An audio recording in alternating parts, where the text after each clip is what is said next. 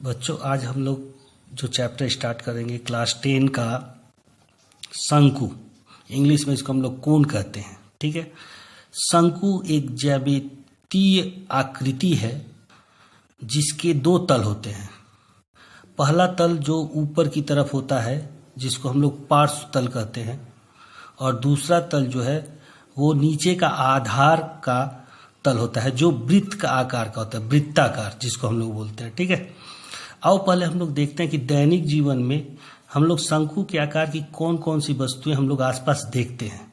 तो तुम लोग देखे होगे कि बच्चों का जब जन्मदिन मनाया जाता है तो एक टोपी आती है रंगीन। ठीक है। वो टोपी का आकार तुम्हारा इसी आकार का होता है। ठीक है। और हम लोग आइसक्रीम खाते हैं तो आइसक्रीम का जो कोन होता है जिसमें आइसक्रीम भर के दिया जाता है वो भी वृत्ताकार ही शंकु के आकार का ही होता है।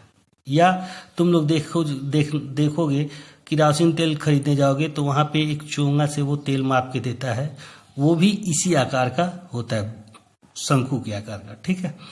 तो यहाँ पे देखो हम लोग इस आकृति में कुछ संकेत दिखाए गए हैं।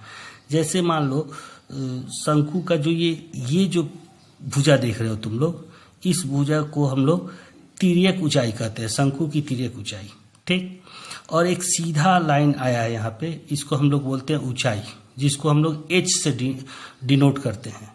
और नीचे ये जो लाइन दिखाया गया है इसको हम लोग बोलते हैं शंकु के आधार का अर्धव्यास, जिसको हम लोग r से डिनोट करते हैं। तो तीन चीज यहाँ हम लोग देखें, एक तिर्यक ऊंचाई जिसको l से डिनोट करते हैं, ऊंचाई h से डिनोट करते हैं, और अर्धव्यास r से डिनोट करते हैं। ठीक है।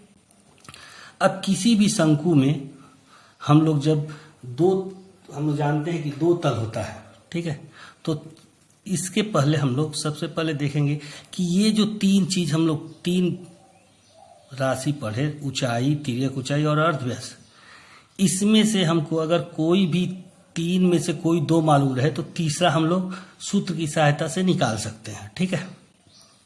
और वो सूत्र मैंने यहाँ पे तुम लोग को लिख दिया है। जैसे देखो तिर्यक ऊंचाई, अगर हमको ऊंचाई और अर्धव्यास मालूम हो तो हम लोग तिर्यक ऊंचाई निकालने का ये सूत्र होता है √r² प्लस h² इकाई।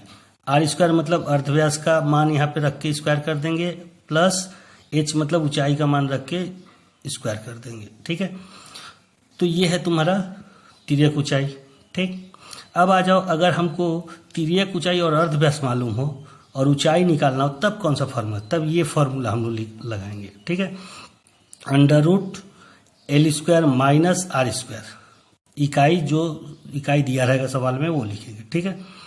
अब आ जाओ, अगर हमको अर्धव्यास निकालना है और हमको ये दोनों मालूम है, तिर्यक ऊंचाई और ऊंचाई। ठीक है। तो तिर्यक ऊंचाई और ऊंचाई मालूम हो, अर्धव्यास निकालना हो तो ये फॉर्मूला हम लोग लगाएंगे, l² √l² माइनस h²। ठीक है। तिर्यक ऊंचाई का स्क्वायर माइनस ऊंचाई का स्क्वायर, इसमें मान बैठाएंगे, ये तीनों हम लोग एक जो निकालना रहेगा सवाल में वो हम लोग निकाल सकते हैं। ठीक है। अब आ जाओ, इस पार्ट में सवाल आता है ज्यादातर तुम लोग का कि शंकु के पार्श्वतल का क्षेत्रफल निकालो, या समग्र तल का क्षेत्रफल निकालो, या आयतन निकालो। ठीक है। तो हम लोग पहले मान लो अगर दिया रहेगा क्वेश्चन में कि पार्श्वतल का क्षेत्रफल निकालो शंकु का, तो ये वाला जो भाग होता है हम लोग को निकालना है, कितना क्षेत्रफल है। तो अगर ये वाला भाग निकालना है मतलब पार्श्वतल का क्षेत्रफल, तो पार्श्वतल का क्षेत्रफल का सूत्र होता है πr/l वर्ग इकाई। पाई का मान तुम लोग पिछले पार्ट में भी पढ़े हो, इस पार्ट में भी हम जानते हैं हम लोग कि जो 22/7। ठीक है। पाई का मान 22/7। आर का मान हम लोग जानते हैं, आर मतलब यहाँ अर्धव्यास से डिनोट करते हैं।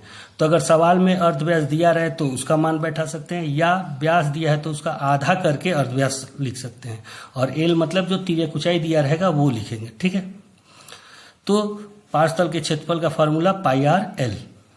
इसके बाद आ जाओ शंकु के समग्र तल का क्षेत्र। समग्र तल का क्षेत्रफल मतलब दोनों को जोड़ के, मतलब टोटल कितना तल का क्षेत्रफल है शंकु का वो निकालने को कहता है, मतलब दोनों तल का टोटल कितना है। तो समग्र तल के क्षेत्रफल का फॉर्मूला, समग्र मतलब पूरा का फॉर्मूला है πr ब्रैकेट में l + r वर्ग। इसका मतलब होता है कि यहाँ पे 22 बटा पाई का मान 22/7, अर्धव्यास का मान लिखेंगे, फिर ब्रैकेट देखिए तिर्यक ऊंचाई का लिखेंगे, फिर प्लस उसमें अर्धव्यास लिखेंगे, दोनों को जोड़ के फिर इसमें गुणा कर देते हैं। तो ये समतल का क्षेत्रफल हुआ। ठीक है, फिर आगे बढ़ते हैं।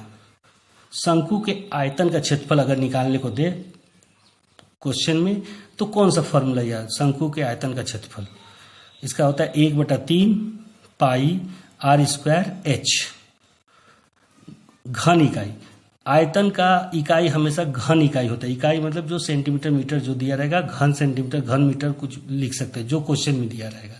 और नीचे यहाँ पे इंडिकेशन दिया गया पाई बराबर 22/7, r शंकु के आधार का अर्धव्यास, जो नीचे वाला यहाँ पे देखते हो r का मतलब ये आधार का अर्धव्यास। ठीक है, और l का मतलब तिर्यक ऊंचाई, h का मतलब ऊंचाई। तो मुझे आशा है कि तुम लोगों को इस पार्ट का जो फॉर्मूला है, कैसे कब फॉर्मूला कौन सा लगाएंगे, तुम लोग को समझ में आया होगा।